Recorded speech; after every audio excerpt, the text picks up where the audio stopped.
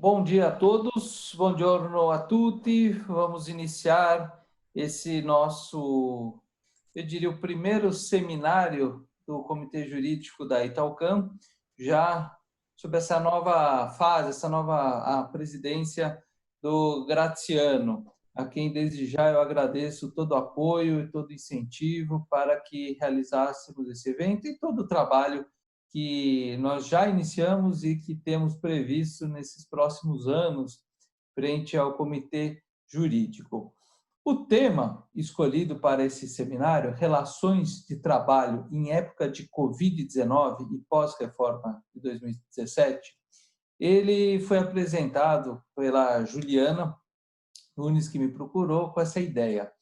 E na hora eu falei, Juliana, eu acho que o tema é perfeito, o momento não poderia ser melhor, e imediatamente já levei a questão, né, a proposta da Juliana para a Gabriela Campos Ribeiro, que é a coordenadora do Núcleo de Direito do Trabalho, que já envolveu o Antônio Bratefixi também, que sempre participa do Comitê Jurídico, e pensamos, então, nesse evento. E esse evento é um tema jurídico, mas não é um tema apenas jurídico e apenas de interesse de quem está na área do direito trabalhista. Muito pelo contrário, é um tema de interesse a todos, seja da área trabalhista, seja um advogado de qualquer outra área, seja um profissional. Afinal de contas, todos nós ou temos alguma relação como empregador ou como empregado. E esse tema da reforma de 2017, a Gabriela, o Antônio e a Juliana vão lembrar, foi o primeiro seminário que nós fizemos também em 2017, logo após que começou, né, os nossos trabalhos do COJUR, na época, com todo o apoio do presidente Nico, que hoje nos acompanha lá de Milão. Então, veja, a tecnologia permite essas facilidades, né? Em 2017, estávamos juntos pessoalmente, e tem uma vantagem, né, que terminado o evento nós podíamos seguir para um almoço, tomar um vinho, enfim, coisas que a pandemia não nos permite nesse momento. Mas, por outro lado, desenvolveu novas habilidades e novas oportunidades. Então, nós, por exemplo, além de ter, como eu disse, o Nico, que nos acompanha lá de Milão, temos o Pasquale Siciliani, que fala conosco diretamente de Roma. Então, veja, temos que aproveitar aquilo Bom que dia. o momento nos traz. E a visão que nós temos pelo COJUR não é ficar só nessa discussão tão somente jurídica, muito pelo contrário, é fazer essa relação, essa mistura com todas as áreas e aproximar cada vez mais o universo das empresas. E por isso, nós sempre contamos com alguém que, de certa forma, foge do ambiente jurídico, né? Extrapola o ambiente jurídico. E nós temos hoje o Rogério Bragheroli, que é especialista em capital humano na Energy People. Então, ele traz essa visão de capital humano, essa visão do universo da empresa, mas não vista por um advogado. Então, nós temos essa oportunidade de congregar aqui especialistas do direito trabalhista no Brasil, especialista do direito lá na Itália, trazer essa visão, afinal de contas, somos Câmara de Comércio Brasil-Itália, então é sempre importante saber o que está acontecendo na Itália, pegar a experiência da Itália e fazer essa troca de informações. Muito bem. Uma outra vantagem que nós temos com essa modalidade de eventos também é permitir com que nós possamos ter tradução simultânea. Então, para quem não sabe, eu vou passar aqui algum recado em português e depois eu passo um recado em italiano. Então, em português, eu, além de agradecer Rogério, Juliana, Antônio, a Gabriela, agradeço também ao Pasquale, que está conectado conosco lá de Roma. Quem quiser ouvir o áudio original do evento, ou seja, nós falando em português, você ouvindo em português, quando o Pasquale falar em italiano, ouvir ele falando em italiano, deixa como está. Quem quiser a tradução simultânea, seja para o português, seja para o italiano, favor clicar no globo que está na parte de baixo da tela, à sua direita, onde está escrito Interpretation, ou talvez interpretação, talvez o seu Zoom aí tenha feito uma tradução. E depois na bandeira dos Estados Unidos. Então, se você quiser tradução simultânea, inglês, português, italiano, italiano, português, clique aí na bandeira dos Estados Unidos. E nós temos, além do Pasquale, lá em Roma, do Nico em Milão, nós temos outros colegas que participam desse evento diretamente da Itália. Então, para vocês, eu vou mandar um recado e antes ringrazio a Pasquale, che è collegato con noi da Roma, chi vuole ascoltare l'audio originale, lasciarlo così come è. Chi vuole la traduzione simultanea in portoghese o in italiano, clicchi sul mappamondo in basso a destra dove c'è scritto interpretazione o interpretation in inglese e poi sulla bandiera degli Stati Uniti. Muito bem. Eu acho que eu já falei muito, mas antes eu tenho que agradecer também a Adriana Mira e o Eduardo Morelli por todo o suporte que dão ao Comitê Jurídico para que seja possível a realização de eventos como esses. Dito tudo isso, eu estou curioso para acompanhar o evento, a temática é atual, a temática é necessária, então, sem mais delongas, passo a palavra à nossa moderadora, Juliana Nunes, e na sua pessoa, Juliana, parabenizo o evento e agradeço a todos que se juntam a nós. Bom trabalho para vocês e para todos nós. Obrigada, Vicente. Obrigada pelo seu suporte também durante a organização. Então, muito bom dia a todos. Acho que a gente pode, então, começar o nosso webinar sobre relações de trabalho em tempos de Covid e pós-reforma trabalhista de 2017. Como o Vicente comentou, isso foi uma iniciativa do COJUR, que é o Comitê Jurídico da Italcam. Nós temos um grupo de direito do trabalho que se reúne para comentar alguns aspectos de direito do trabalho mais relevantes, e daí surgiu a ideia de trazer esse webinar para vocês. Então, bom, me apresentando, eu sou Juliana Nunes, sou especialista em direito do trabalho e em direito empresarial pela Universidade Pompeu Fabra de Barcelona. Sou associada sênior da área trabalhista do Campos Melo Advogados. Campos Melo Advogados trabalha em cooperação no Brasil com uma firma global de advogados que chama DLA Piper. A gente tem um convidado hoje do DLA Piper aqui com a gente também. Só para esclarecer, no início do nosso evento vai ter duração aproximada de 1 hora e 30 minutos, sendo que os últimos 30 minutos finais a gente pretende deixar para debate, para perguntas. Então, já desde o início eu quero encorajá-los a trazer suas perguntas, comentários, alguma experiência que vocês tiveram durante a pandemia, que queiram, de repente, trocar com a gente alguma ideia. Então, embaixo aí da tela de vocês tem a opção Q&A. Podem colocar as perguntas que a gente, ao final, vai tentar responder todas. As que a gente não conseguir, a gente volta depois para vocês por e-mail, também com as respostas. Bom, então, logo no início eu queria agradecer a todo mundo que se inscreveu, que está aqui nos acompanhando, mas também aos nossos convidados, os palestrantes. Começar agradecendo ao advogado Pasquale Siciliani. Como eu disse, ele é advogado do DLA Piper na Itália, ele é Legal Director do escritório lá. Nós, pelo Campos Melo, trabalhamos em cooperação com o escritório dele lá na Itália. Então, o Pasquale tem LLM pela Universidade de Pensilvânia e agradeço também mais uma vez por ter aceitado o nosso convite para trazer aí um panorama do que tem acontecido mais recentemente na Itália, em termos de direito do trabalho. A gente vai ter também o Rogério Bragheroli, que é especialista em capital humano, tem MBA em pessoas pela FGV, tem mais de 30 anos de experiência em cargos executivos em RH de multinacionais, como, por exemplo, Philips, Sodexo. Também temos a Gabriela, que vai acompanhar com a gente aqui o webinar se apresentando. Ela é sócia do escritório Campos Ribeiro, Gabriela Campos Ribeiro. Ela é doutora em Direito pela Universidade de São Paulo e consultora na área trabalhista empresarial também. E também temos, por fim, o Antônio, que é também advogado, Antônio Bratefix, sócio do Cocrivelli Advogados. Ele é especializado em processo civil e direito do trabalho pela PUC de São Paulo e também tem especializado em administração de empresas pela FGV. Bom, então, feita essa breve apresentação dos nossos participantes, eu vou dividir com vocês aqui muito rapidamente uma apresentação que nós fizemos, só para contextualizar aqui, para fazer uma introdução para o nosso debate.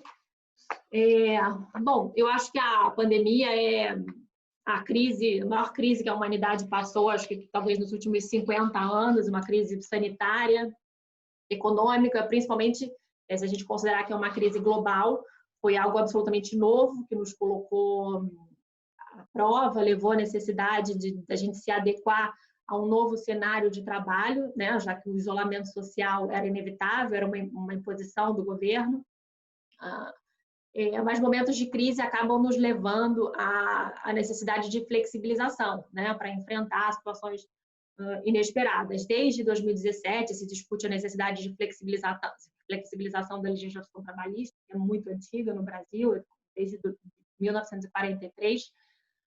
Então, com a reforma trabalhista, alguns pontos que foram flexibilizados se mostraram absolutamente bem-vindos, especialmente nesse momento que a gente vive. Como é o caso, por exemplo, do teletrabalho, e a gente...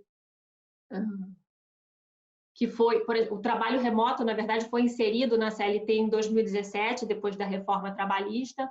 O artigo 75A e 75E passou a prever essa figura na nossa legislação, a possibilidade dos empregadores implementarem essa opção do trabalho de casa, que, na verdade, tem aí algumas discussões quanto ao home office, se é exatamente a mesma hipótese, porque, por exemplo, a CLT diz que no trabalho remoto não há possibilidade de pagamento de horas extras para os empregados nessa condição. No home office, pode haver, em determinadas situações, dependendo de algumas condições de trabalho, o empregado pode ser elegível ao recebimento de horas extras. Então, enfim, a gente vai ver isso com mais detalhe no curso aí do nosso debate. Então, enfim, nesse sentido, eu acho que a flexibilização se mostrou salutar e bastante útil para a gente nesse momento, especialmente. O governo federal tratou, logo no início da pandemia, de editar 2 medidas provisórias que também trouxeram ótimas alternativas para os empresários. Eu acredito que realmente foram alternativas bastante bem-vindas para se evitar demissões em massa. No final de março, logo a pandemia começou meados de março aqui no Brasil, e já no final de março, acho que 27 ou 28, foi editada a medida provisória 927, medida provisória 927, que trouxe a possibilidade dos empregadores, naquele momento emergencial, de não saber bem como colocar os empregados, como gerir esse momento de crise, enfim, nos escritórios e nas indústrias. Então, a 927 previu a possibilidade de antecipação de férias individuais, ainda que o período aquisitivo de 12 meses não tivesse completo. A possibilidade de antecipação de férias, concessão de férias coletivas sem necessidade da interveniência do sindicato, né, que facilita bastante o processo. Então, a possibilidade de antecipação de feriados, a gente viu que em São Paulo isso foi bastante adotado. A possibilidade de implementação do banco de horas nesse período de calamidade pública, e a implementação também do teletrabalho por decisão unilateral do empregador. Então, já que o isolamento social foi uma imposição, os empregadores tiveram essa possibilidade de impor aos funcionários o teletrabalho. A medida provisória já perdeu validade, agora meados de julho, ela não foi convertida em lei, mas, de toda forma, entre março e julho, foi, sem sombra de dúvidas, uma ótima alternativa para os empregadores. Gabriela também vai tratar sobre isso em seguida, com mais detalhes sobre as opções da MP 927. E também a medida provisória 936, que essa sim foi convertida em lei também recentemente, a Lei 14.020, que instituiu o Programa Emergencial de Manutenção de Emprego e Renda e trouxe algumas disposições também para a nossa área trabalhista, como, por exemplo, a possibilidade de suspensão dos contratos de trabalho e redução de jornada e salários em 25%, 50% ou até 70%. Agora, muito recentemente, na segunda-feira, publicou um decreto presidencial que autoriza essas medidas pelo prazo máximo de 180 dias, enquanto durar o período de calamidade pública. Então, portanto, a expectativa, a informação que foi passada pela Secretaria do Trabalho é que essas medidas, que foram assinados aproximadamente 12 milhões de acordos entre empregador e empregado. Então, portanto, eu acho que a gente autoriza a gente concluir que foram preservados aproximadamente 12 milhões de postos de trabalho. Então, a gente não pode deixar de comemorar isso como medidas salutares, né, para o nosso cenário atual. Bom, eu vou interromper aqui a exposição. E quanto à figura do home office, eu acho que a gente precisa entender se é uma alternativa que efetivamente é salutar para todo mundo, se, embora tenha sido implementada massivamente pelas empresas, né, eu acho que tem alguns aspectos aí práticos que a gente precisa entender se seria aplicável para todas as posições da empresa, se há questões ergonômicas que devem ser observadas, a questão da produtividade do empregado e da própria empresa. Então, há empregados que não performam da mesma forma trabalhando de casa. Então, eu acho que a gente precisa se perguntar se é uma alternativa cabível para todo mundo dentro da organização. Talvez a resposta seja não, e é exatamente nesse aspecto que eu vou convidar o Rogério Bragueroli para o nosso primeiro convidado. Como eu falei, é especialista em capital humano, e ele vai falar um pouco mais sobre esse aspecto, debatendo o que a gente chama de novo normal, né? O que seria o novo normal, e boas práticas que as empresas devem observar nesse momento desafiador que a gente está vivendo. Bom dia, Rogério. Bom dia a todos os amigos aqui no Brasil. Buon pomeriggio a tutti amici in Italia. É um piacere parlare com te. E, em primeiro lugar, eu gostaria de agradecer a oportunidade de estar aqui com esse seleto grupo legal para poder dividir esse assunto de extrema importância para todas as empresas e também para os funcionários, né? Eu vou dividir uma tela onde eu faço 3 questões desafiadoras e eu acho bastante interessante a gente pensar e refletir um pouquinho sobre isso, né? Então, vamos lá. Vocês conseguem ver a tela? Tudo bem? Ótimo. Bom, a primeira questão desafiadora deste novo normal, né, que é um normal que a gente ainda não sabe como é que ele funciona, o home office veio definitivamente para ficar. Eu acho que a Juliana bem falou esse negócio. Eu acho que ele veio sim para ficar, tá? Ele faz parte desse novo normal, ele definitivamente é uma tendência. O vírus, ele acelerou esse processo como um todo. A gente não tinha outra alternativa, né? O home office ele já existia em algumas empresas, em algumas áreas, mas com o Covid, muitas empresas foram forçadas a colocar isso de uma maneira mais efetiva, né? Porém, nem tudo são flores, né? A gente tem muita coisa a ser enfrentada. A Juliana mencionou ergonomia, internet, um local silencioso, a interferência e a harmonia com a família, não é uma coisa tão simples de se fazer, né? Então, a gente tem muito ainda que passar e que aprender por isso. E eu acho, e eu acredito que os meus colegas da área legal vão discutir isso com maior detalhe, eu acho que a gente precisa tomar cuidado com as decisões de hoje para a gente não criar problemas no futuro.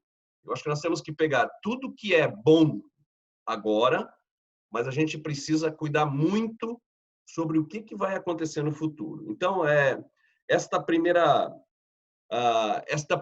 questão, né, se ele vai ficar, eu acho que sim, é uma tendência, mas com alguns cuidados. Eu gostaria que vocês refletissem um pouco sobre isso. A segunda questão. O home office vai substituir os escritórios? Então, minha visão é que não. Eu acho que a gente precisa tomar cuidado com alguns modismos que estão acontecendo. Tem muita gente achando que é uma tendência disruptiva, né? Tem muita gente achando que É como o Waze, que derrubou todos os GPS automotivos em 6 meses. Eu acredito e tenho certeza que o home office tem uma série de vantagens, ganho de tempo, possível redução de alguns benefícios, redução do custo de aluguel, as pessoas vão ficar menos tempo no trânsito, uma redução social de poluição, muita coisa. Mas a gente precisa, e a Juliana também mencionou, discutir produtividade, segurança de informação e o estresse também, né? Então, eu acredito que ele vai substituir os escritórios? Não, ele pode reduzir alguns espaços, mas ele não vai substituir totalmente. E eu diria 3 motivos. Eu acho que é impossível, por 3 grandes motivos. Primeiro, essa pandemia trouxe uma coisa para a gente extremamente importante, que é o humanismo. Né? Eu entendo que o humanismo vai fazer parte deste novo mundo, ele vai ter maior relevância nesse novo mundo. E quando a gente fala em humanismo, a gente fala em gente perto de gente. E eu não acredito que a política do home office está totalmente alinhada com esse negócio de gente perto de gente. Né? Também foi mencionado, não dá para fazer isso em todas as áreas, não é possível fazer isso em todas as áreas. Eu vejo que algumas áreas estão até fazendo coisas que eu não esperava neste futuro próximo. Eu vejo os psicólogos, eu vejo os médicos fazendo consultas por internet. É um grande progresso, mas eu não acredito que isso vai substituir 100% das coisas. Né? E eu acho que o terceiro ponto, e talvez o mais relevante para o momento, eu já vejo gente cansada de ficar em casa. Inicialmente, os primeiros dias foi muito bom, mas agora já tem gente com um pouquinho de saudade deste mundo corporativo. Então, a gente precisa considerar que o home office é bacana, é importante, mas ele não vai conseguir fazer a solução. E aí eu lanço a terceira questão, né? O home office pode ser uma solução de trabalho no futuro? Eu entendo que ela é parte da solução do trabalho do futuro. Né? A solução completa é a gente alinhar o que a gente chama de workplace innovation. Né? Eu não tenho uma tradução para o português disso, né? Mas como é que a gente faz esse novo ambiente de trabalho ficar bacana para todo mundo? Né? E ele envolve não só o home office, mas ele envolve uma série de outras coisas, como, por exemplo, o free sitting, os coworkers também que estavam pegando e andando muito bem, um compartilhamento de ideias, de inovação que estava funcionando e que agora infelizmente deu uma esfriada no Covid, mas as coisas certamente vão voltar ao normal. Os horários flexíveis, enfim, tem uma série de coisas que tem que andar junto com essa nova ideia de home office, né? E uma coisa que a gente precisa entender, que o home office ele não significa trabalhar menos. Eu vejo algumas pessoas dizendo que, na verdade, estão trabalhando até mais por causa do home office. E não significa também trabalhar a hora que eu quero. Não é assim. Eu acho que a gente até está estendendo os nossos horários de trabalho, porque as coisas vão indo, e eu ontem estava fazendo uma reunião às 8 horas da noite. Né? Eu entendo que toda esta solução tem que ser um trabalho ganha-ganha entre empregador e empregado. Eu acho que as duas partes, em cima de tudo isso que está acontecendo, podem tirar vantagens. Então, a gente precisa fazer uma combinação harmoniosa, um ganha-ganha entre as partes. A gente precisa que os profissionais eles saiam daquele negócio entre equilíbrio entre vida e trabalho e entrem no conceito de integração entre vida e trabalho, mas uma integração boa, não uma integração escravagista.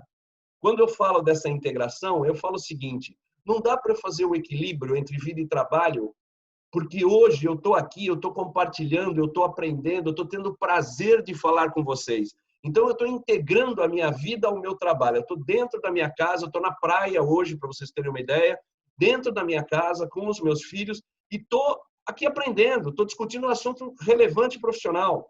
Então, a gente precisa, por isso que eu falo esse Workplace Innovation, a gente precisa começar a trabalhar bem esta maneira integrativa de trabalhar e de ter prazer na vida. Porque se a gente separar a vida do trabalho, a gente vai perder mais ou menos 1/3 da nossa vida trabalhando. Isso não faz nenhum sentido. Eu tenho que trabalhar com prazer, trabalhar feliz, e trabalhando com prazer e feliz, eu vou trabalhar com maior produtividade. Isso, para mim, é claro.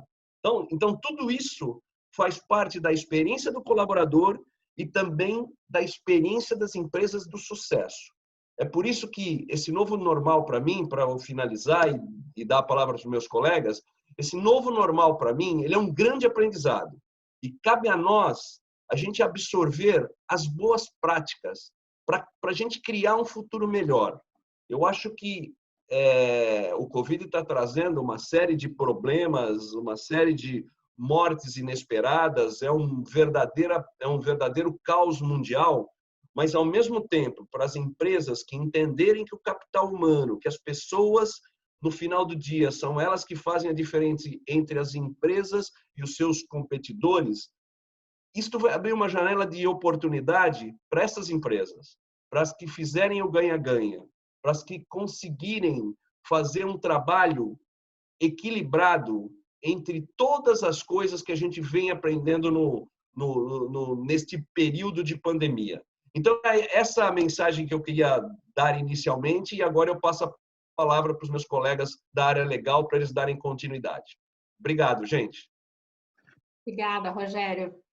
Eu acho que é isso mesmo, eu acho que tem a questão humana, e eu acho que a gente tem que lembrar da figura de cada funcionário, né? Cada um tem um perfil, talvez o perfil da pessoa não seja um perfil que se adapte bem a uma figura de home office.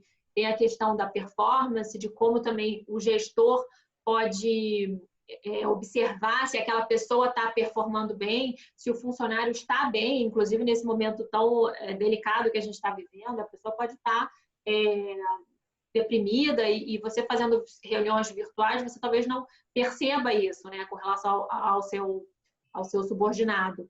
Então, e aí entra também a questão de como acompanhar de perto sem ter a fiscalização muito rígida quanto ao horário, por exemplo, que aí já enseja uma outra discussão quanto à possibilidade de abrir a discussão para esse empregado pedir horas extras porque teve a jornada controlada.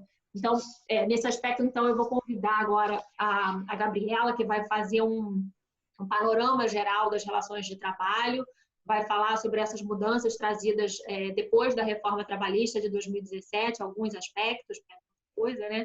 E também das medidas provisórias que foram editadas pelo governo para evitar as demissões em massa. Vai focar especialmente, eu acredito, no home office e em questões que surgiram após a medida provisória 927 não ter sido convertida em lei. Então, daí surgiram algumas dúvidas para os empregadores. Bom dia, Gabriela. Bom dia, Juliana. Bom dia a todos os meus colegas. Gostaria de agradecer, né, a oportunidade que a Câmara nos propiciou de participar desse evento, de ajudar a organizar, enfim, e de poder falar sobre um tema tão relevante, tão atual, como esse tema geral, né, das modificações que têm ocorrido aí nas relações de trabalho a partir de 2017, e especificamente as modificações e as mudanças que ocorreram com a pandemia. Ouvindo a fala do Rogério, ele fala sobre a questão da integração, né, a necessidade da integração da vida ao trabalho. Eu acho que tem um ponto aí fundamental que ele identificou. Nós estamos realmente num momento de extrema mudança porque as formas de organização, né, do trabalho se alteraram, porque as novas tecnologias impactaram e estão impactando cada vez mais o mundo do trabalho. Isso, no meu modo de ver, nós já sentimos, né? já vimos sentindo há algum tempo, e especificamente com a reforma de 2017, vários pontos, várias alterações foram feitas, como disse a Juliana, no sentido de flexibilizar as relações de trabalho, justamente frente a essa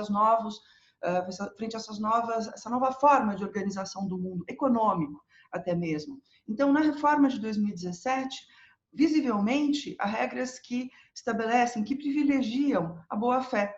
né? A boa-fé entre empregado e empregador. No fundo, as mudanças que aconteceram, a própria criação, a própria introdução de regras relacionadas à sucumbência, né? No passado, uma demanda trabalhista não ensejava a condenação, né, de quem perdesse em honorários de advogado. Hoje isso ocorre, embora se possa criticar um pouco como isso vem sendo aplicado, na verdade isso foi feito como uma maneira de privilegiar a boa-fé. Quer dizer, vá a juízo se realmente você tiver um direito legítimo a ser discutido. Não vamos acabar com as, digamos assim, as aventuras judiciais. Por outro lado, a reforma de 17, ela privilegiou muito a negociação coletiva. Criou um espaço, né, ampliou o espaço para a negociação. Que eu tenho visto, tenho participado de vários eventos, inclusive na área acadêmica, né, a negociação ela tem sido apontada como uma possível e uma sempre possível solução das questões trabalhistas, inclusive dessas questões que nós vamos debater aqui, ligadas a trabalho à distância, né, teletrabalho, home office, e como ficam as questões depois da revogação da medida provisória, da revogação não, da não aprovação ou da perda de validade da medida provisória 927. Mas também as questões ligadas, que vão ser tratadas pelo Antônio e, acredito, pelo Pasquale, relacionadas a doenças que possam aparecer, né, nesse contexto da Covid, né? Mas, além disso, também, me parece que a reforma de 2017, ela simplificou a possibilidade de empregados e empregadores estarem negociando, simplificou, facilitou o acesso de empregados e empregadores. E, para tratar disso de uma forma talvez mais sistemática, eu vou compartilhar com vocês uma tela aqui rapidamente.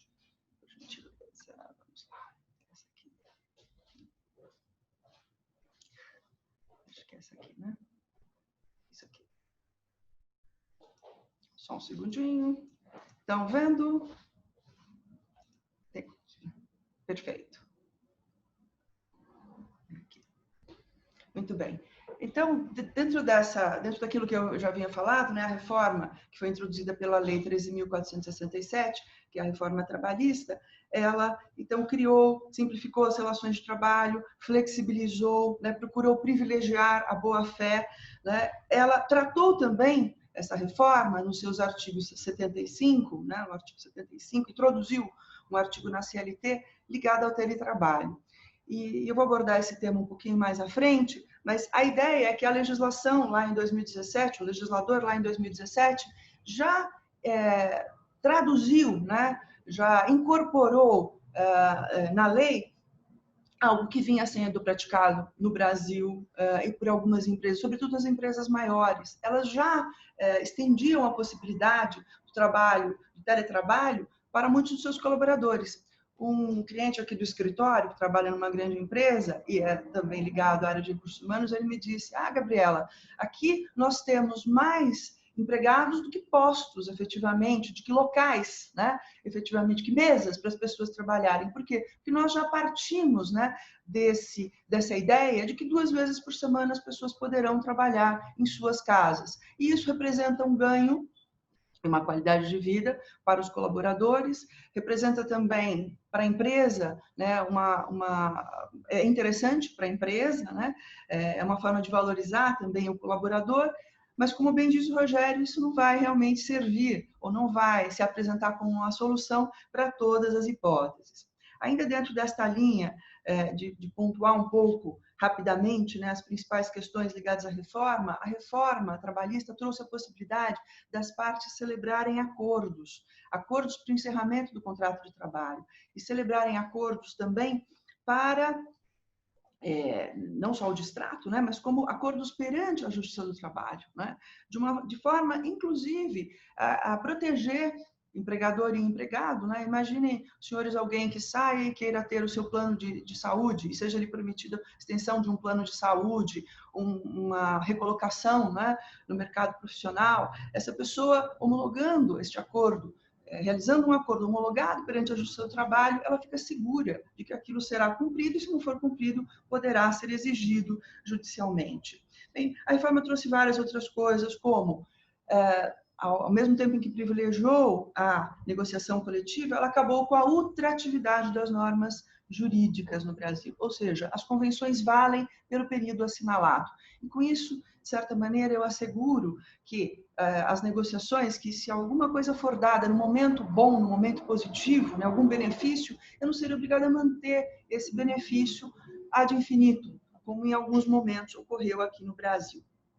Em suma, a reforma procurou, eu acho que privilegiar realmente a questão da boa-fé, aproximar, né, empregado e empregador, criou, por exemplo, a questão da representação dos trabalhadores na empresa, que tem se mostrado um veículo muito interessante para a solução dos problemas trabalhistas que se apresentam, né, no seio das empresas, especialmente nas empresas maiores, em que essa representação é uma exigência, né? Paralelamente, ou juntamente, né, com a reforma trabalhista de 2017, nós tivemos também a lei de terceirização, a aprovação no Brasil da lei de terceirização. Essa lei é de 2017, ela alterou a lei 6.019, que era uma lei que tratava do trabalho temporário. A lei de terceirização, ela ficou muitos anos, nós fizemos eventos aí na Câmara ligada a ela, né, ela ficou o projeto de lei ficou durante muito tempo em discussão e, por fim, foi aprovado, a meu ver, com questões de uma forma equilibrada, onde não houve a precarização, né, daquele trabalho terceirizado, mas, ao mesmo tempo, houve a possibilidade de delegar a um terceiro que ele possa fazer, digamos, se dedicar, né, de uma forma específica e com isso baratear também o custo da prestação de serviços, porque ele ganha escala, né, portanto, sem precarizar o trabalho, mas ganhando, vamos dizer assim, vantagens econômicas, vantagens competitivas, né? Com a terceirização eu vejo esse tipo de situação. Mas tudo isso que já vinha sendo gerado, gestado desde a reforma de 17, né, vários desses aspectos acabaram se intensificando com a vinda da Covid-19, né? Porque houve a necessidade de rapidamente agir, e, a meu ver, parece que houve mais, no aspecto trabalhista, me parece que houve mais acertos do que erros, por parte das autoridades que buscaram preservar empregos, né? Houve rapidamente a edição de medidas provisórias que objetivavam flexibilizar as relações de trabalho, né? E, ao mesmo tempo, assegurar, né, que as empresas fossem estimuladas a não despedir, né? E essas medidas, como disse a Juliana, se materializaram na medida provisória 927, que não foi convertida em lei, perdeu, portanto, a sua validade em 19/7/2020, na medida provisória 936, que foi convertida na lei 14.020, sobre ela falará o Antônio, né? A medida provisória 944, que é uma medida de estímulo aos empreendedores, né? Foram oferecidos financiamentos para que os empreendedores, os empresários, pudessem manter a folha, ter capital de giro e não dispensar. Parece que foi uma medida acertada também.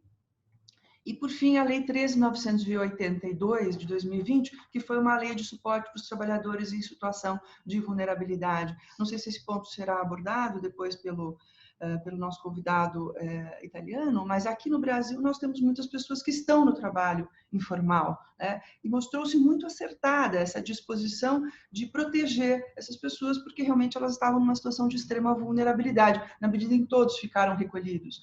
Então, aqueles trabalhadores, digamos, que não estavam protegidos pela legislação trabalhista, perderam muito rapidamente sua renda e foram, então, protegidos por essas medidas.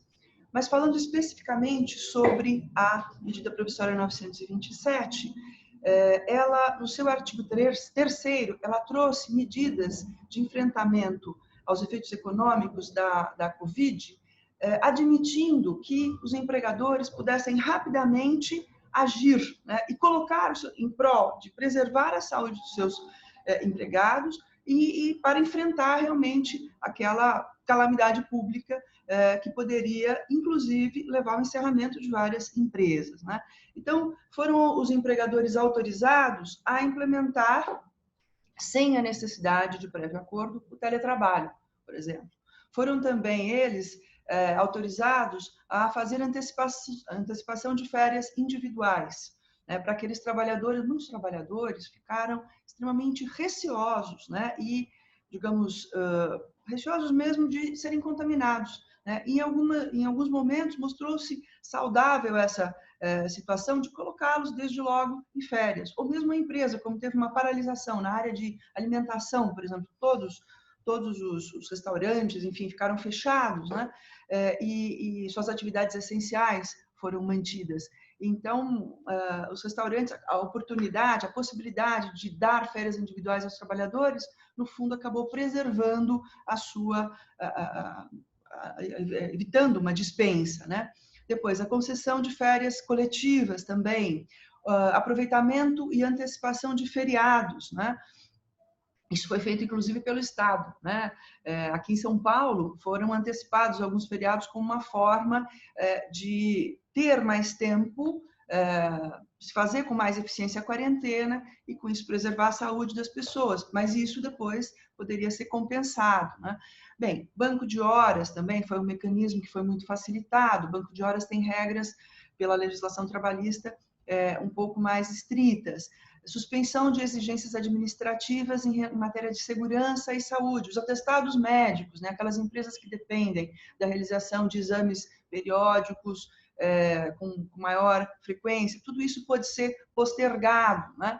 Depois, direcionamento do trabalhador para qualificação, então a possibilidade de suspensão dos contratos e mandar as pessoas para qualificação, e com isso permitir que no momento em que a pandemia ficasse, que a quarentena fosse flexibilizada e tal, esse trabalhador voltasse justamente qualificado e pudesse assumir o seu posto. Diferimento do recolhimento de fundos de garantia por tempo de serviço. Também foi previsto nessa medida provisória o diferimento como uma forma de dar fôlego aos empregados. Então, foram medidas urgentes que foram tomadas de uma forma bastante rápida, com vistas especialmente à proteção da saúde dos empregados e à proteção da saúde das empresas, né?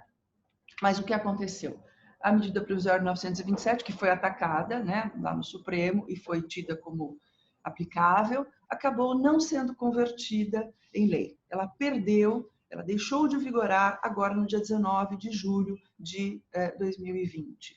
E várias questões estão surgindo, várias discussões estão surgindo sobre como vamos lidar com esses diferentes, com os diferentes reflexos, né, com as diferentes situações que se criaram. E aqui, como o nosso tempo é limitado, nós vamos procurar falar especificamente sobre a questão do home office, né, ou do teletrabalho, né?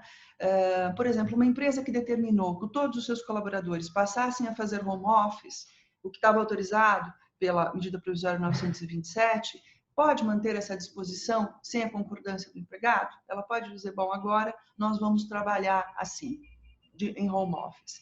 Essa é uma questão que está gerando grandes, vamos dizer assim, grandes discussões, né? Ou mesmo, será que o empregado que for para o home office e que tem uma condição de saúde mais vulnerável pode dizer, olha, eu não quero voltar, eu prefiro continuar assim. Como que nós vamos equilibrar esses dois pratos da balança, né? Qual vai ser a solução, né, que vai ser dada? De um lado, eu tenho o poder diretivo do empregador. É claro que esse poder ele é mitigado pela legislação trabalhista. O direito do trabalho, assim como o direito do consumidor, assim como vários outros segmentos aí do direito, ele tem por objetivo equilibrar as relações entre empregado e empregador. E por isso que ele limita o papel do empregador, porque o empregador, naturalmente, tem mais poder que o empregado. E tem, inclusive, o poder de controlar, de dizer como o trabalho será prestado. Mas esse poder não pode ser ilimitado, ele não pode ser absoluto. Né? É preciso, então, equilibrar. A nossa legislação, né, como não houve quando a medida provisória deixou de estar em vigor, uma das alternativas seria o nosso Senado regulamentar, o nosso legislativo regulamentar as relações de trabalho a partir dali. Mas isso não aconteceu. Então, na prática, o que nós estamos vendo é que as empresas, com a sua criatividade, o judiciário, quando é interpelado para falar sobre essas questões, é que somos todos nós que estamos construindo essas soluções, porque não há soluções legais assim específicas, absolutas, pré-definidas, tá? Então, uma empresa que determinou que os seus colaboradores passem a fazer home office, em princípio, ela agora, né, quando a medida provisória deixou de estar em vigor, ela precisaria ajustar por escrito com esse empregado, né, os termos do home office, como será feito esse home office, quem irá, por exemplo, custear, né, os equipamentos relacionados necessários para que ele possa trabalhar em casa, se ele vai poder utilizar material do escritório, computador do escritório, celular do escritório, né? Quem vai custear a internet, se vai estar embutido no valor já pago ou não, né? Por outro lado, o empregado que não quer mais voltar a trabalhar, será que ele teria essa possibilidade, em princípio, de negar-se a voltar? Salvo uma situação muito especial, na minha opinião, não. Podemos depois debater isso aqui com os demais convidados, mas em princípio não. Salvo se ele tiver um motivo de saúde sério, mas aí ele precisará negociar individualmente essa condição. Poderá negociá-la individualmente ou poderá negociá-la coletivamente. É por isso que eu coloquei esse item. A negociação coletiva pode ajudar e pode ajudar muito. Pode ajudar e pode ajudar muito, porque cada segmento econômico, a negociação coletiva no Brasil, ela é feita por segmentos econômicos, né? Segundo a atividade organizada, segundo a atividade principal do empregador. Então, com a negociação, eu posso adotar alternativas que sejam alternativas customizadas para cada segmento, porque os segmentos são muito diferentes, né? A economia, enfim, o setor de serviços, o setor de alimentação, o setor, enfim, a indústria automobilística, e cada um está, vamos dizer assim, vivendo a pandemia de uma forma diferente. Há segmentos que estão muito dinamizados, né? Como a área de TI. Há outros segmentos que estão muito prejudicados, como a área de alimentação, os restaurantes. A área de alimentação de produção agrícola não, está muito desenvolvida, né? Enfim, a negociação pode ajudar muito. É uma saída, é uma solução, né, que pode ser encaminhada para resolver os problemas que o empresário e que os próprios trabalhadores queiram ali enfrentar ou dispor, né?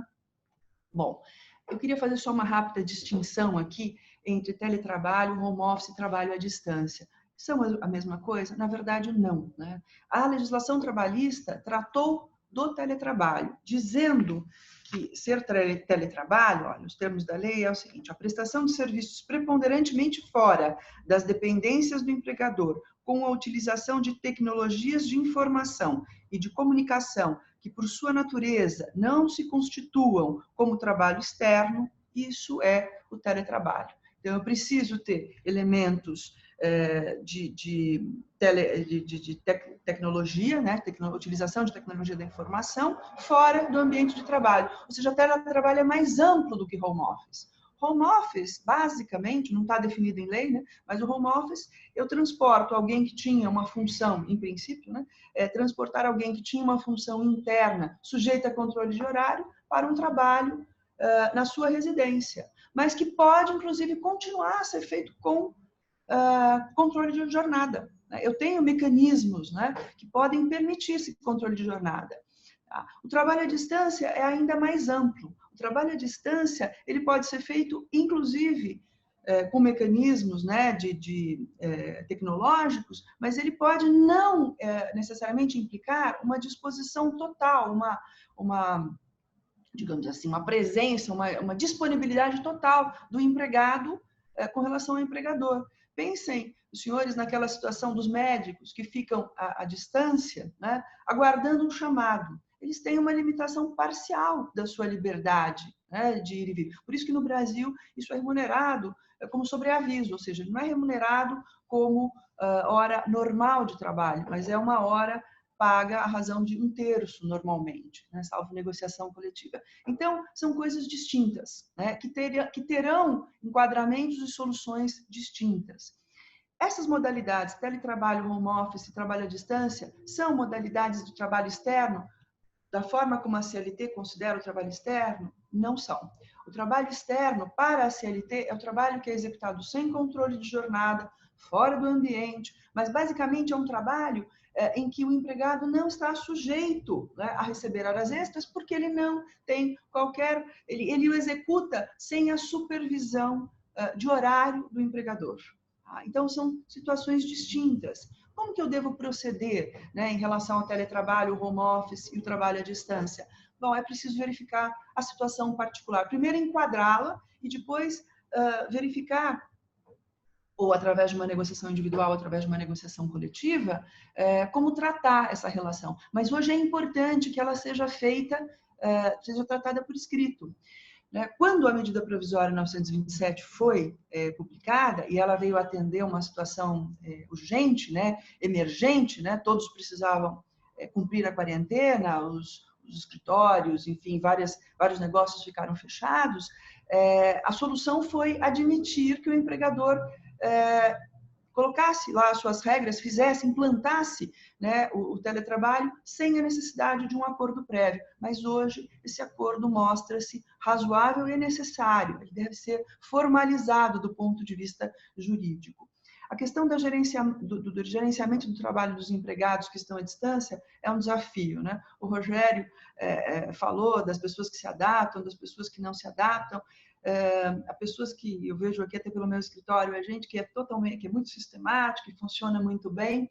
Então, isso está realmente ligado às características individuais, mas também à possibilidade das empresas se organizarem e ajudarem os colaboradores nessa missão de que esse trabalho seja um trabalho eficiente, proveitoso para ambos os lados.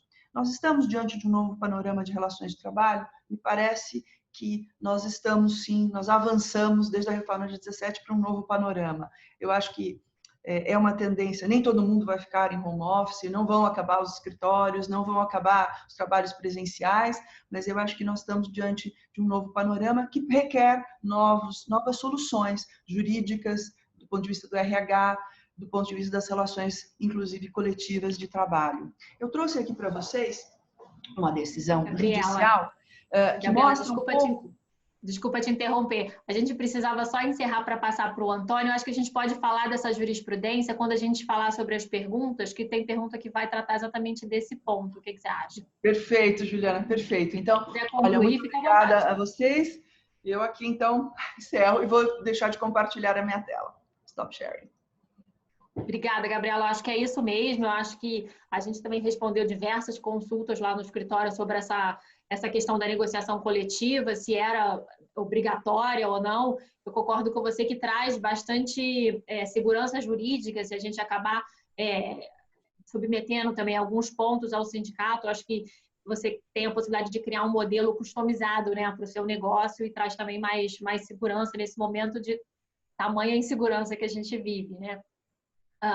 Eu vou, então, agora também chamar o Antônio, que vai debater com a gente alguns pontos de maior preocupação para os empregadores quanto à Covid-19, se tem algum cenário que pode haver a responsabilização do empregador, né? Quais as medidas podem ser adotadas para mitigar os riscos. A gente estava conversando internamente outro dia, falando que a pergunta de $1 milhão é se os empregadores podem ser responsabilizados, né? Porque é um evento que foge totalmente do controle de todo mundo, de toda a sociedade, mas que pode acabar levando a responsabilização do empregador, sim. E aí vou convidar o Antônio. Bom dia, Antônio. Bom dia, Juliana, tudo bem? Bom dia a todos, bom dia aos participantes aqui do Brasil, os participantes da Itália. Eu entendo a dificuldade de condensar esse assunto em pouco tempo, porque realmente são diversas questões que são complexas, trazem aqui o nosso debate sobre novas formas de trabalho, sobre um novo cenário que nós temos no mundo, né, que nós temos que nos adaptar, e a legislação trabalhista ter que se adaptar rapidamente a isso, não só a legislação trabalhista, mas eu acho que o período do Covid foi o período onde os advogados mais trabalharam, porque saía MP quase todo dia, alterações, empresas ligando para saber o que eu faço agora, o que eu faço com o meu funcionário. Então, foi um período de muita incerteza e um período onde os advogados necessariamente precisaram ter um olhar de futurologia. Qual é a decisão que eu vou tomar aqui que vai trazer menos impacto quando tudo isso acabar? Então, foi um exercício jurídico também de muita responsabilidade de compreender o cenário e também tentar prever essa situação quando tudo terminar. E aí a gente vem também, depois de todas essas falas que foram colocadas, passar um pouco agora do que é o cenário de retomada. Já muitos locais de trabalho estão voltando às suas atividades, muitos lugares, já cidades, estados estão voltando à normalidade, apesar das dificuldades de compreensão se já passou a pandemia ou não, a gente não vai entrar nessa discussão, mas já existem já os movimentos de retorno ao trabalho. Então, as pessoas que estavam em quarentena voltam ao trabalho, realizam trabalhos por tempo parcial dentro dos escritórios, fazem uma parte em home office. Então, nós temos hoje várias formas que eles estão se desenvolvendo, mas efetivamente as atividades estão voltando. Então, a retomada das atividades, e é o que eu vou passar um pouco para vocês aqui, qual que seria a responsabilidade do empregador nesse retorno ao trabalho? O retorno ao trabalho ele ainda não está em condições perfeitas, porque nós não temos ainda uma solução para essa pandemia mundial. Então, o vírus ainda está por aí, né? As infecções continuam, apesar de já existir um controle em algumas áreas, nós não podemos afastar a possibilidade de contágio das pessoas, e isso envolve também os empregados. E quando envolve os empregados, envolve também a responsabilidade do empregador. E é o que a gente vai tratar um pouco aqui sobre como realizar essa retomada e quais os cuidados que a empresa precisa tomar nessa retomada dos seus empregados.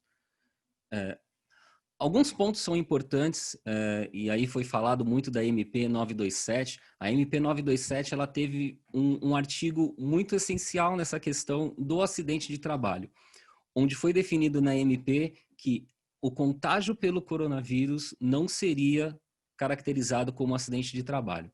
A MP ela foi clara em não caracterizar como acidente de trabalho o coronavírus. Existiam várias discussões por trás disso, do porquê não considerá-lo como acidente de trabalho, porque é uma pandemia, porque as formas de contágio fogem ao controle do empregador, e por essa razão foi colocada essa disciplina dentro da MP 927, para, de certa forma, resguardar a atividade ou a não atividade realizada durante o período da pandemia. Esse artigo em específico ele foi levado até o STF julgou efetivamente esse artigo e tirou a eficácia dele, dizendo que o coronavírus pode ser considerado acidente de trabalho. Por que foi feita essa identificação? Primeiro porque o STF entendeu que havia uma dificuldade muito grande de colocar sob a responsabilidade do empregado provar ou não a existência de nexo causal.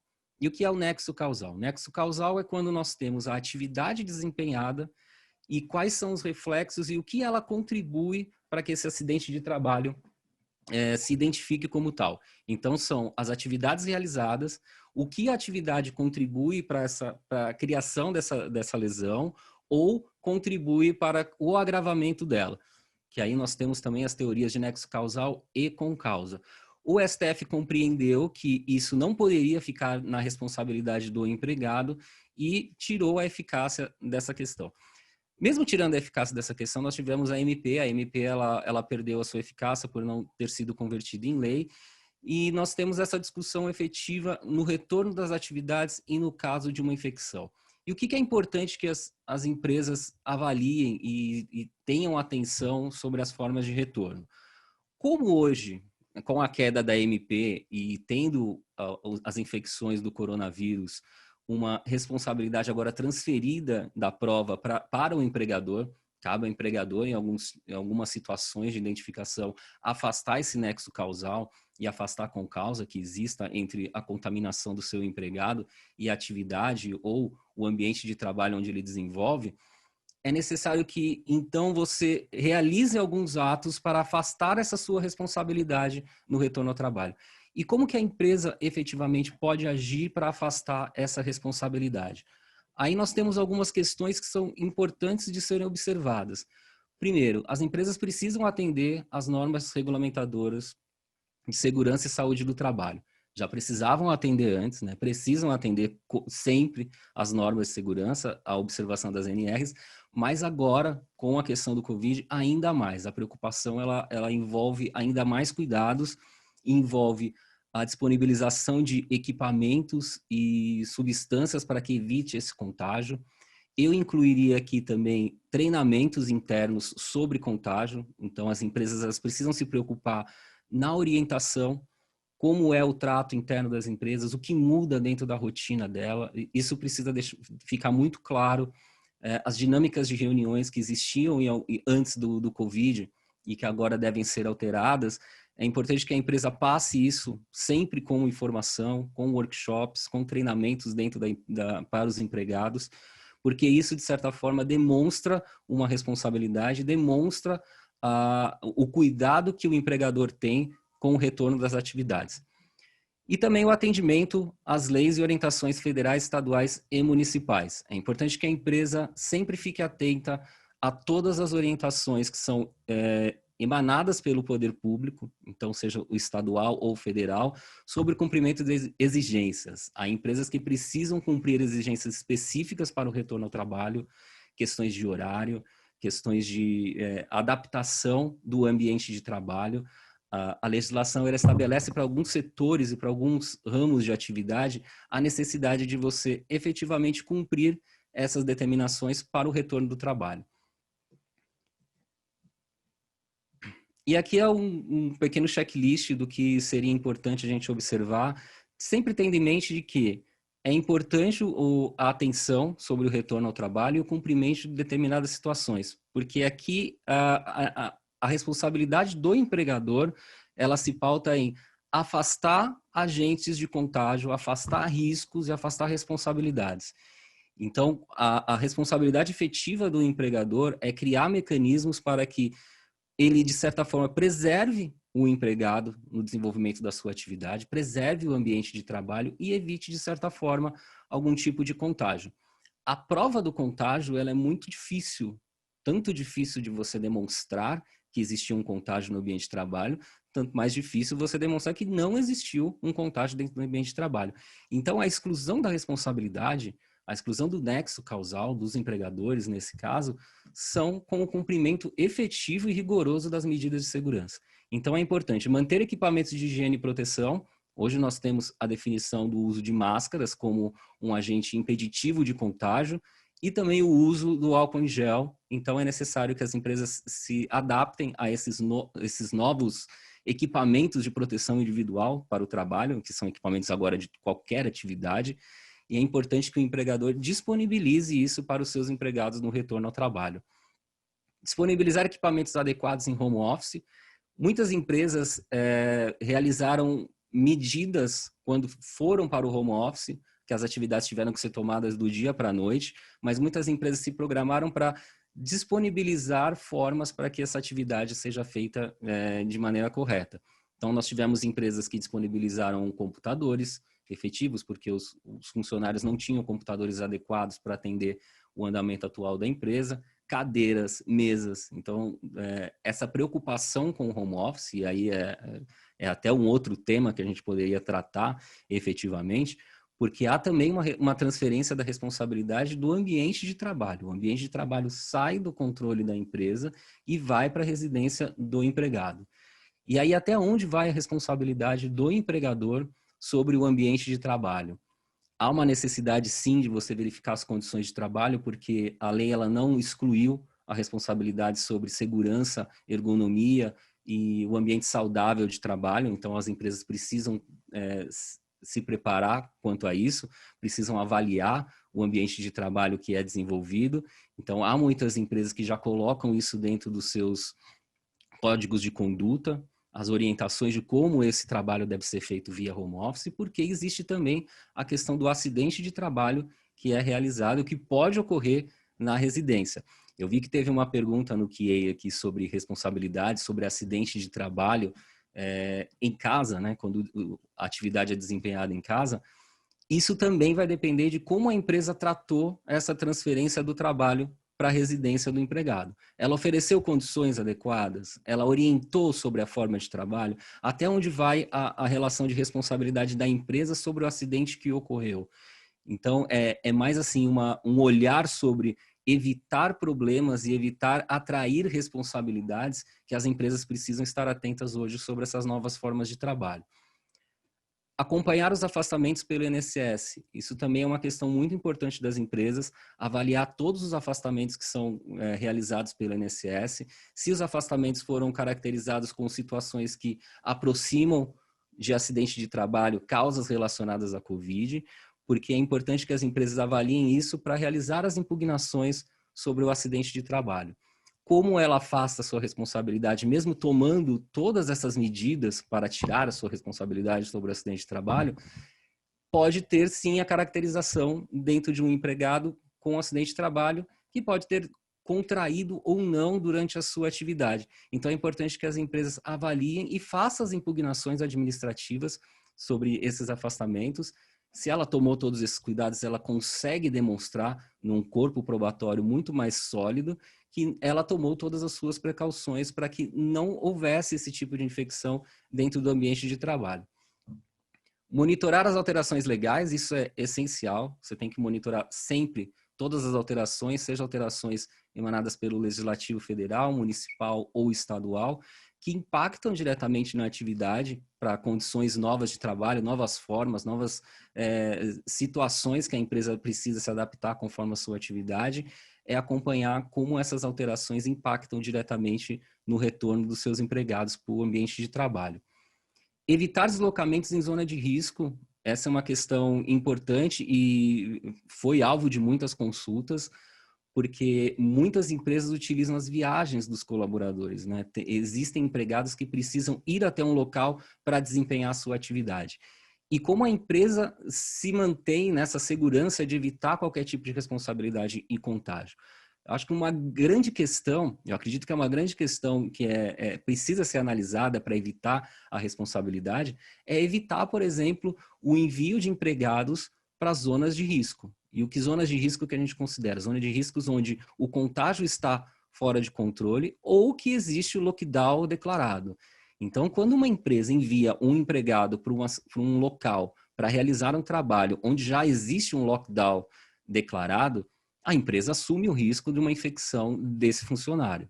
Então, é importante avaliar todas essas questões, uma a uma, e evitar atrair responsabilidades em situações como essa. E acompanhar as condições de saúde dos empregados.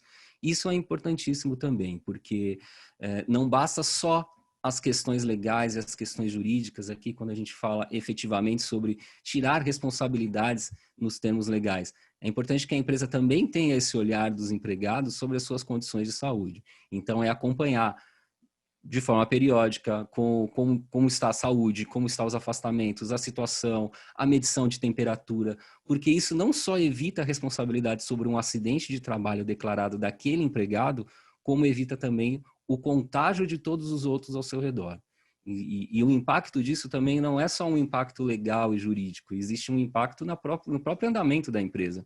Imagina uma empresa onde você tem um contágio em massa e que de uma hora para outra você vê os seus empregados sem condições de trabalho. Então são preocupações que também são jurídicas, mas são preocupações também que envolvem a gestão. E aí as responsabilidades, depois de todas as responsabilidades que foram passadas e como a gente afasta essas questões relacionadas ao trabalho e o acidente relacionado ao Covid, é importante verificar que a responsabilidade do empregador ela abrange todas as cadeias de estágio da atividade.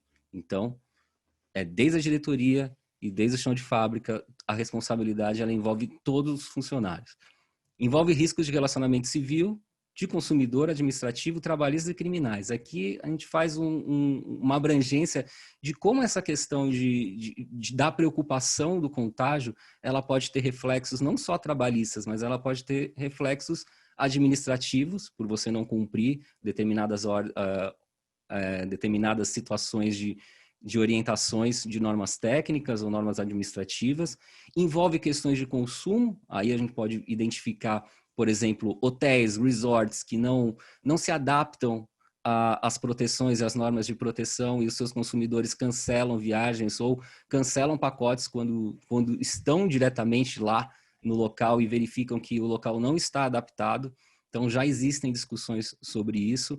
E os reflexos também criminais. Existem também reflexos criminais porque quando a empresa de certa forma, não toma as medidas para um contágio em massa, ela pode sim ser responsabilizada criminalmente por contribuir para que uma doença de caráter contagioso se propague dentro de uma instituição. E esses impactos não são só diretamente relacionados ao ambiente de trabalho, são impactos que envolvem a reputação da empresa. Então, situações como essa, que a gente sabe que hoje, com o impacto e abrangência que isso tem nas mídias sociais, situações como essa podem causar impactos significativos nas empresas.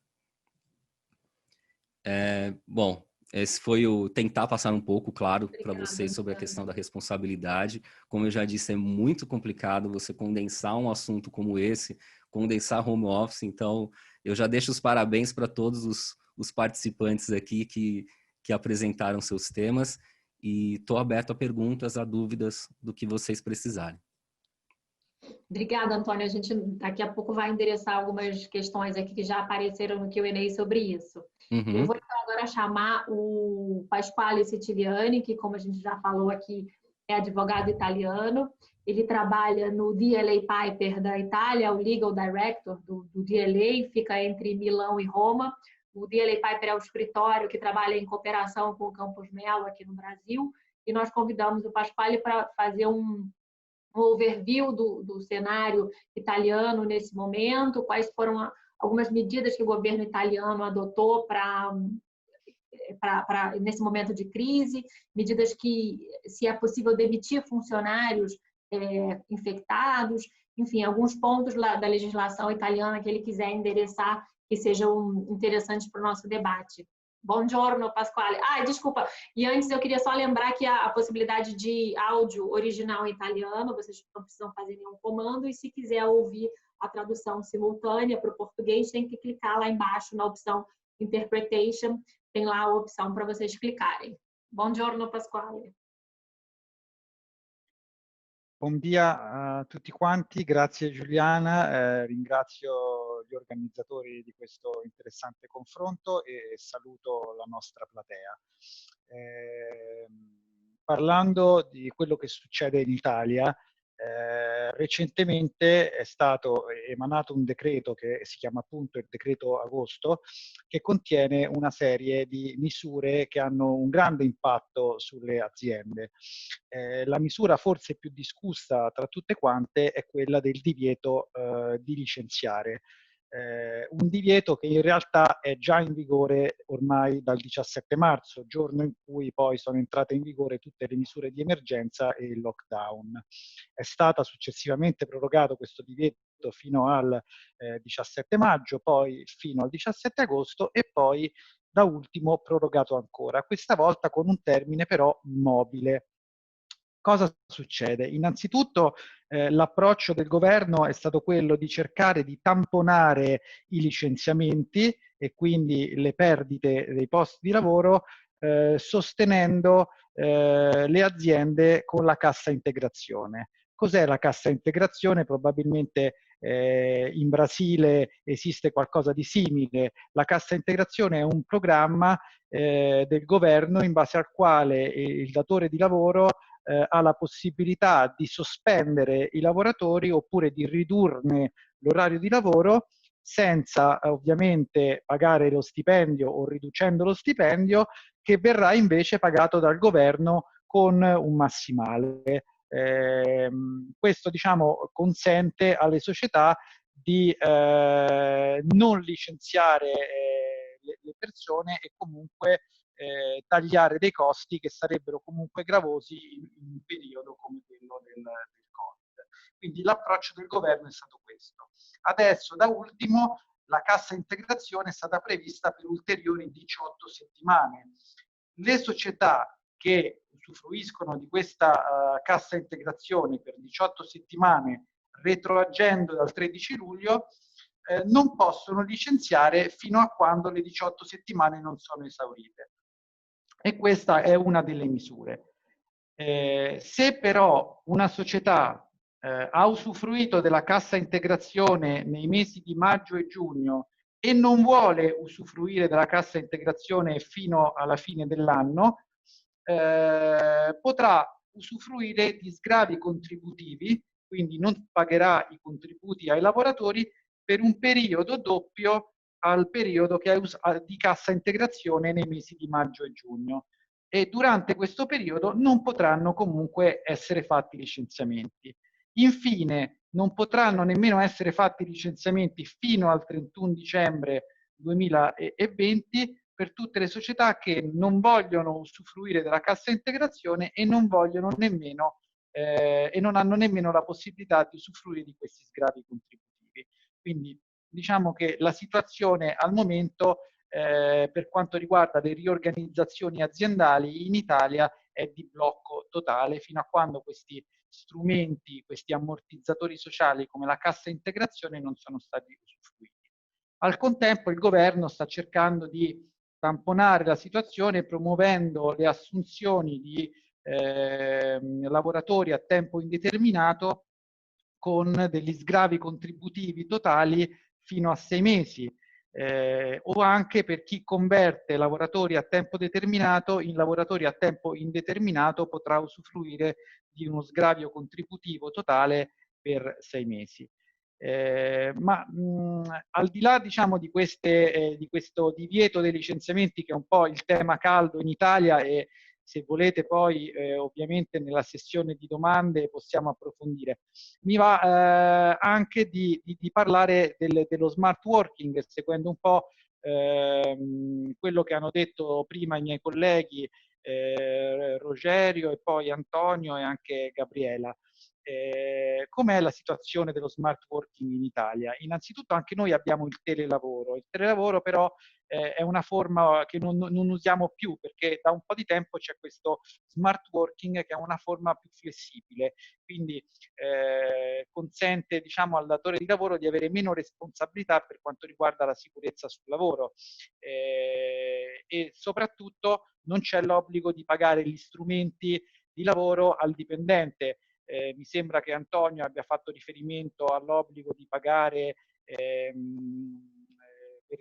comunque la postazione, il laptop, la connessione a internet. Queste cose diciamo in Italia con lo smart working non bisogna farle. Lo smart working è uno strumento che è stato largamente utilizzato durante il lockdown e sono state fatte regole speciali per incrementarne l'uso. Per esempio non c'è più fino a quando permane l'emergenza, fino quindi al 15 ottobre attualmente, non si sa se poi verrà prorogata, non c'è nemmeno l'obbligo di fare un contratto, cioè il datore di lavoro può unilateralmente imporre lo smart working ai propri dipendenti e i dipendenti a loro volta hanno un diritto a chiedere lo smart working, lo possono chiedere se hanno figli minori di 14 anni e lo possono fare fino al 14 settembre. Perché fino al 14 settembre? Perché il 15 settembre dovrebbero riaprire le scuole, quindi non ci sarà probabilmente più la necessità di stare a casa e badare ai figli. Riprendendo anche un po' quello che diceva Rogerio, anche sull'approccio diciamo, culturale allo smart working, all'impatto che ha avuto lo smart working in Italia e quello che potrà essere nel futuro. Diciamo che anche da noi è un po' una via di mezzo, nel senso che all'inizio è stato percepito come una cosa molto bella che ha garantito alle persone la possibilità di stare a casa e di stare con le famiglie e così via. Tuttavia mi viene in mente che una battuta che sento spesso è che per le donne, per le mamme, lo smart working si è trasformato in hard working, perché oltre al lavoro comunque bisogna attendere anche alle questioni familiari, ai bambini che fanno i corsi online. Insomma, io stesso ho avuto questo problema di hard working, tra virgolette, con i figli che facevano i corsi online durante il lockdown. Quindi diciamo che la giusta via di mezzo è la cosa ideale. Diciamo che la situazione, il trend attuale è che molte aziende, a parte le regole speciali che ho appena menzionato, stanno comunque facendo degli accordi sindacali, perché comunque i sindacati spingono molto, su una riparametrazione del tempo di lavoro casa e ufficio. Questo ovviamente sarà sempre diciamo, di più diviso verso lo smart working, anche secondo me in tempi in cui il Covid, speriamo presto, sarà superato. Ma mi voglio anche riallacciare a quello che diceva Antonio riguardo alla responsabilità del datore di lavoro in caso di malattia, in caso di Covid, perché anche qui è un tema molto caldo in Italia, perché il nesso causale da noi diciamo, ha le maglie molto larghe, cioè è stato fatto in modo che qualora si contragga l'infezione è molto semplice dimostrare che ci sia un'occasione di lavoro e che quindi il Covid-19 sia considerato infortunio sul lavoro. E questo dà una serie di garanzie ai dipendenti che possono essere indennizzati e ricevere comunque lo stipendio durante la loro assenza, durante la quarantena. Però questo ha scatenato un profilo di responsabilità per il datore di lavoro, perché l'azienda dice va bene che è molto facile riconoscere l'occasione di lavoro e quindi l'infortunio sul lavoro per il coronavirus, però ci sono, se poi diciamo, le condizioni fisiche peggiorano, la persona magari accidentalmente, malauguratamente muore, quali sono le responsabilità penali per la mia azienda? Quindi si è acceso subito un grande dibattito su questo tema e è stato, diciamo così, tra virgolette, risolto dall'INAIL, che è, diciamo, l'ente nazionale che si occupa degli infortuni sul lavoro, dicendo no, state tranquilli perché non c'è un'automatica presunzione di colpevolezza e di omissioni da parte del datore di lavoro in caso di infortunio sul lavoro, ma bisognerà verificare se, anzi, diciamo che il datore di lavoro è esente da ogni responsabilità se ha osservato i protocolli. Quindi il tema centrale diventa a questo punto l'osservanza dei protocolli da parte delle aziende. C'è un protocollo nazionale che risale a maggio, che prevede una serie di regole, alcune delle quali sono state già da voi citate, sono più o meno le stesse anche da noi, quindi la sanificazione continua, l'utilizzo di turni magari, oppure scaglionare l'orario di entrata e l'orario di uscita per evitare assembramenti di persone, usare lo smart working il più possibile per fare in modo che magari non ci siano troppe persone contemporaneamente in ufficio, usare la mascherina se ci sono open space e non è possibile garantire la distanza di 1 metro tra un lavoratore e un altro, misurare la febbre, la temperatura in ingresso rispettando ovviamente la normativa sulla privacy, e mi viene in mente, insomma, queste sono più o meno le regole dei protocolli. Poi ci possono essere anche protocolli specifici per alcuni settori industriali che vanno a integrare questo protocollo nazionale. Comunque diciamo che massima attenzione deve essere fatta sui protocolli, perché osservando in maniera ligia un protocollo possiamo tranquillamente evitare ogni tipo di responsabilità legata a un'infezione di Covid da parte dei nostri dipendenti, anche nel caso in cui il Covid-19 dovesse essere reputato un infortunio sul lavoro. Non so se avete delle domande specifiche, magari possiamo sfruttare questo tempo che ci rimane affrontando tematiche che interessano la platea in particolar modo. Grazie mille, Pasquale. Eu vou pedir a tradutora para endereçar para o Pasquale, aproveitando que ele já está falando, a pergunta que a Gabriela colocou aqui no nosso chat sobre o direito do empregado de pedir o home office, se está disciplinado em lei da Itália ou se deve ser negociado individualmente ou coletivamente, se deve haver a intervenção do sindicato.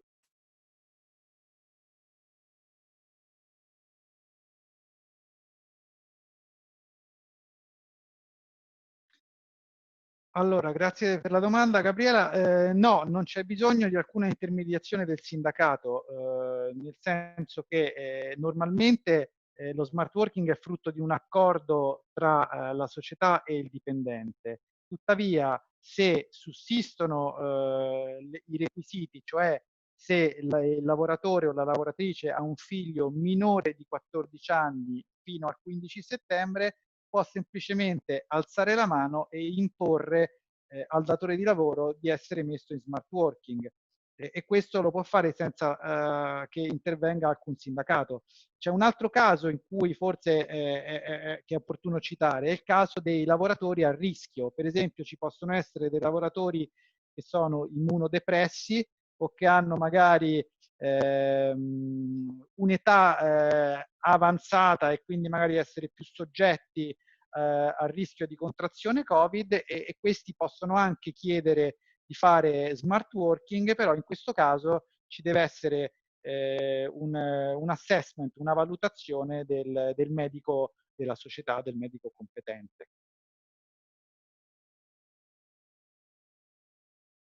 Ok, grazie mille, Pasquale. Agora eu vou entrar aqui no Q&A rapidamente, porque a gente está com o tempo um pouco apertado. Tem uma pergunta para o Rogério Bragheroli. O José Carlos Figueira trouxe aqui um ponto de reflexão para a gente. Eu vou ler aqui. O novo normal traz novos desafios para as empresas, mas o componente humano permanece como fator crítico para as empresas. Além do Workplace Innovation, que outros caminhos você recomenda para as empresas que querem atrair e reter profissionais que fazem a diferença? Figueira, José Carlos, a primeira coisa que eu recomendo é que o Eduardo faça um seminário especial por isso, porque essa não é uma questão tão simples de se resolver, né? Ela é extremamente complexa, mas assim, existem uma série de vetores de eficiência que podem sim fazer um processo de racionalização e otimização de capital. Hoje, em função do novo normal, o suficiente não é mais suficiente. Como eu disse, eu sou um cara extremamente otimista. Eu acredito que existe uma janela de oportunidade para as empresas que abarcarem esta ideia de capital humano, de valorização do capital humano, de você conseguir fazer o funcionário trabalhar feliz e engajado e, consequentemente, de uma maneira muito mais eficiente. Não é tão simples. Existem, como eu disse, uma série de alternativas. Depois a gente pode conversar por telefone, se você quiser, não tem nenhum problema. Eu posso te dar algumas ideias, mas tudo isso passa por uma avaliação técnica, por um assessment da organização, das pessoas, e é possível, sim, fazer um trabalho de jornada do colaborador extremamente agradável, amigável e eficiente, e em cima disso, uma combinação com as necessidades da organização. Eu tenho certeza que isso é uma grande oportunidade. Eu tenho certeza que as empresas que entrarem nesta ideia de como fazer isso da melhor maneira, como fazer mais com menos, elas vão ter sucesso nesse novo normal. Eu tenho certeza que a Covid vai passar, mas alguns problemas vão continuar. E a gente tem que aproveitar esta grande oportunidade de trabalhar as pessoas da melhor maneira. E é possível as pessoas trabalharem felizes, mais eficientes e gerando lucro e sustentabilidade para suas empresas. Obrigada, Rogério. Eu não quero me estender muito, porque como a gente já extrapolou o tempo, tem mais 4 questões aqui no Q&A, mas a gente vai endereçar cada uma delas, a gente vai responder por e-mail em seguida, porque senão também a gente acaba tomando o tempo de todo mundo que se organizou para acompanhar a gente por 1h30. Eu queria agradecer, então, a todos os palestrantes, pelo tempo que destinaram aí na preparação desse webinar, nos debates que a gente teve de preparação. Agradecer ao nosso convidado, Pasquale, que disponibilizou também seu tempo lá da Itália para atender, trazendo seus inputs aí. É sempre interessante a gente comparar os dois cenários. A Itália foi um país muito afetado, né? Foi um dos primeiros a serem pegos aí de surpresa pelo vírus. Agradecer a Italcam pela iniciativa. Um bom dia a todos, então. Continuem observando as medidas de segurança, de isolamento social. Continuem seguros e até o próximo debate. Espero vê-los em breve num novo webinar da Italcam. Bom dia a todos.